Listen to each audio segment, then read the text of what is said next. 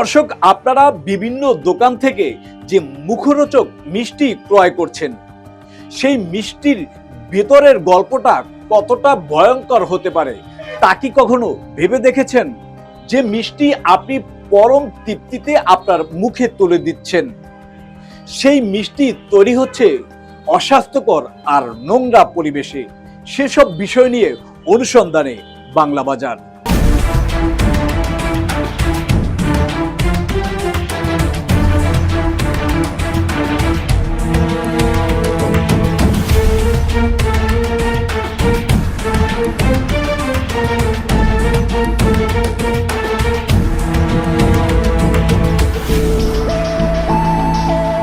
আমরা এখন রয়েছি গাজীপুরের টঙ্গী পশ্চিম থানাধীন এলাকায়। এখানে একটি মিষ্টির কারখানা রয়েছে। আমরা জেনেছি এখানে অস্বাস্থ্যকর পরিবেশে মিষ্টি উৎপাদন করা হয়। আমরা একটু এর ভিতরের পরিবেশটা দেখতে চাই।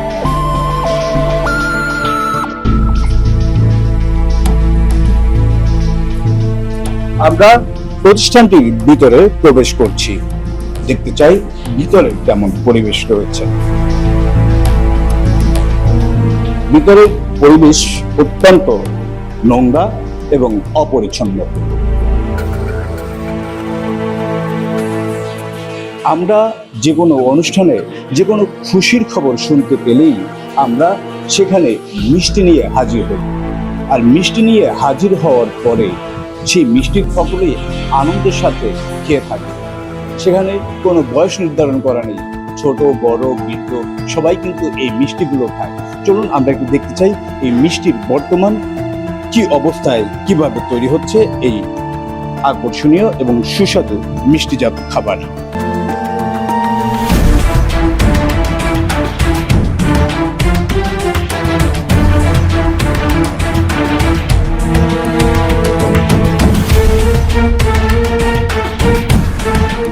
অনুসন্ধানে বাংলা বাজার টিমটি যখন এই মিষ্টির কারখানার ভিতরে বিভিন্ন স্তর ঘুরে দেখছিলেন, তখনই ধরা পড়ল বাংলা বাজারের ক্যামেরায় মিষ্টির শিরার উপরে তেলাপোকা।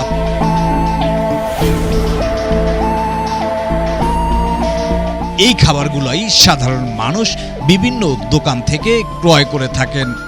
তাহলে তাদের স্বাস্থ্যের নিরাপত্তা কোথায়? দীর্ঘদিনের পুরনো দুর্গন্ধযুক্ত মিষ্টির শিরা, যার উপর ঝাঁকে ঝাঁকে মাছি পড়ে তৈরি হয়েছে এক বীভৎস স্তর। এই নোংরা শিরা কবে তৈরি হয়েছে স্বয়ং কারখানার কর্মচারীরাও তা বলতে পারে না। এটা তো আর আজকে তৈরি করেননি, এটা কতদিন আগে সেটা বলেন। সেটা আমি বলতে পারবো না। আপনার নাম কি? জাহিদুল। জাহিদুল। এখানে কিন্তু জাহিদুল এখানে মিষ্টির শিরা তৈরি করছেন, কিন্তু এই শিরাটি কবে গোলানো হয়েছে সেটা তিনি নিজেই জানেন না।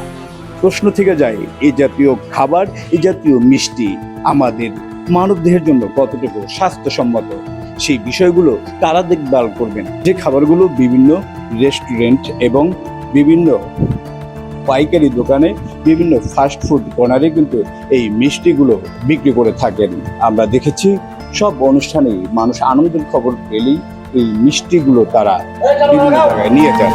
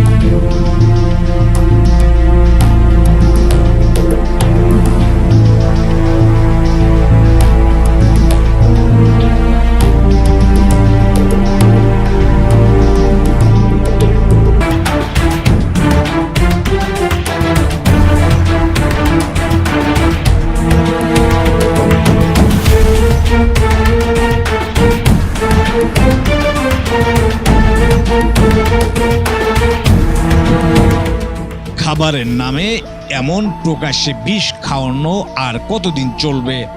সামান্য মুনাফার লোভে মানুষের জীবনকে ঝুঁকিতে ফেলা এই সিন্ডিকেটদের বিরুদ্ধে কবে প্রশাসন ব্যবস্থা নেবে তা এখন দেখার অপেক্ষা।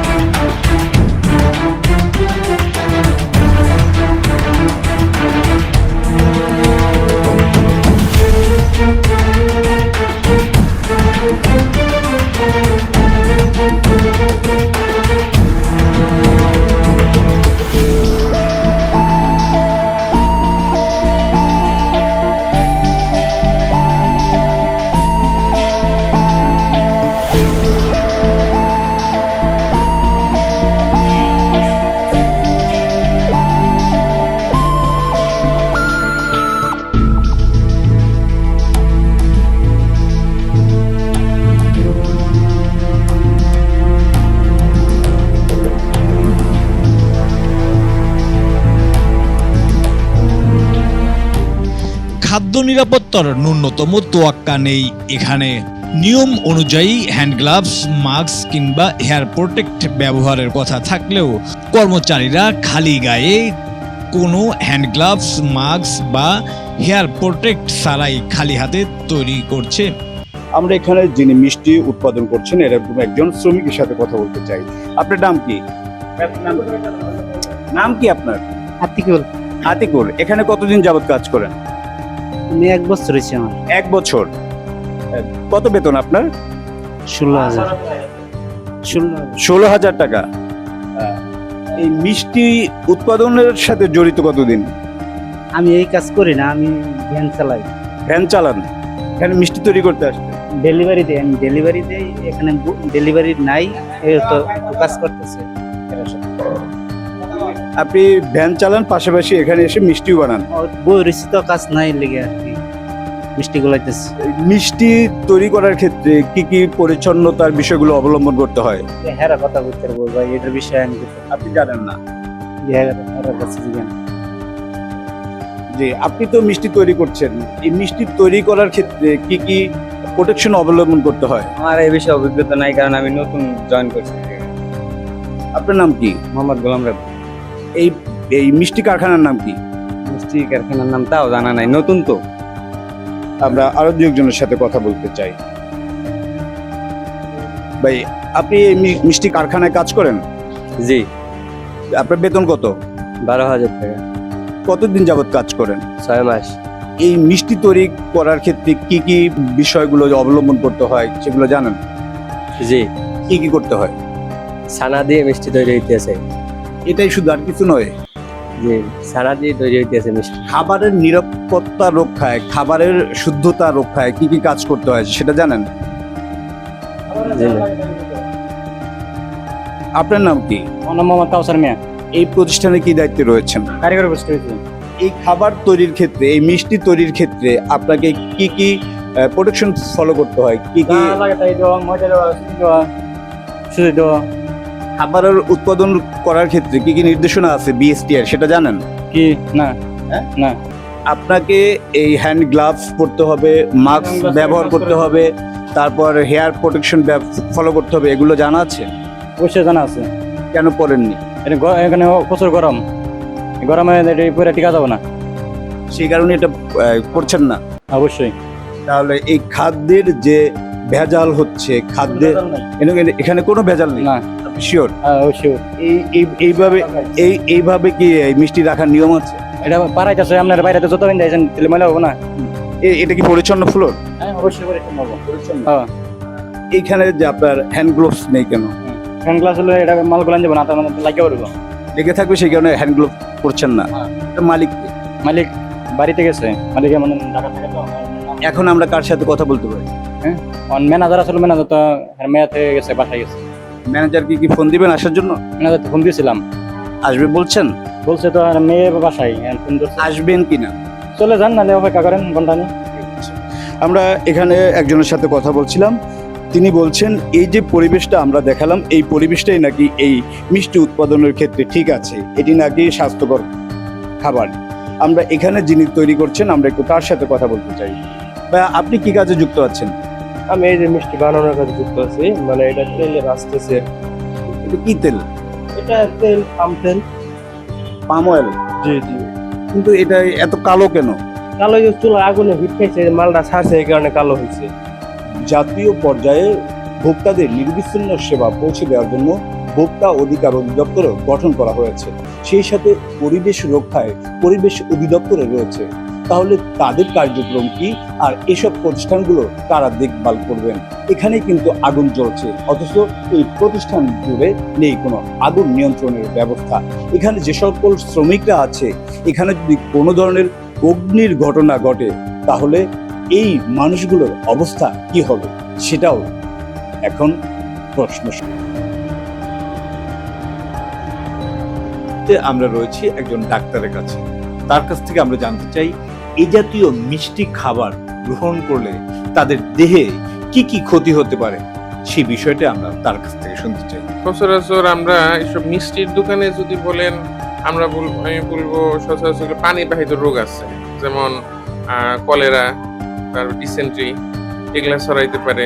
যেমন এই কয়েকদিন আগে যে একজন কন্টেন্ট ক্রিয়েটর মারা গেলেন, তিনি কিন্তু এই পানি বাহিত রোগে মারা গেছেন। হেপাটাইটিস এ এবং ই, এটা কিন্তু পানি বাহিত রোগ।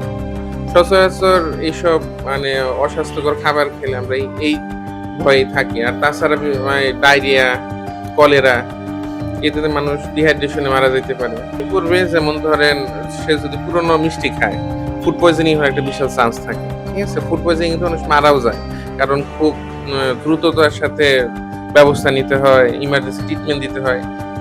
গাজীপুরের মতো একটা জায়গায় যদি সে পর্যাপ্ত ট্রিটমেন্ট না পায়, সে মারাও যাইতে পারে।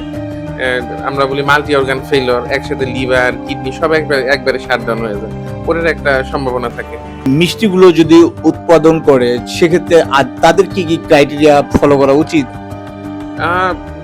সবার আগে আমি বলবো যে তারা যেখান থেকে খাবারগুলো সোর্সিং করতেছে, সোর্সিং গুলো ঠিক হওয়া উচিত, এক।